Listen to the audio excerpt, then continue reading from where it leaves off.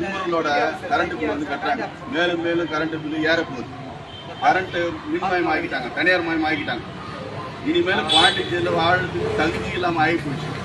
Current bill 5000 ரூபா வாடகை இருக்கிறவங்களுக்கு 3000 ரூபா 4000 ரூபா வருது. எதுக்கு நான் வந்திருக்கேன்னா, குஜராத்தில் கரண்ட் பில் கம்மி, டெல்லியில் 100 யூனிட் கம்மி, பஞ்சாப்ல 100 யூனிட் கம்மி. அதெல்லாம் இந்தியாவுக்குள்ள தானே இருக்குது.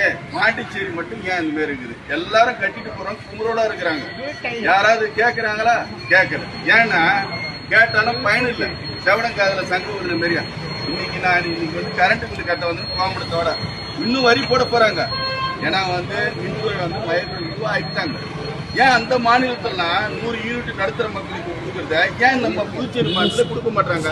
அதே மாதிரியா புதுசாக கரண்ட் வாங்க டெபாசிட் கட்டிருப்போம்ல, ஒருத்தர் 5000 10,000 கட்டுறது. அந்த டெபாசிட் காசுல எங்க போச்சு? அதனுடைய மக்களுடைய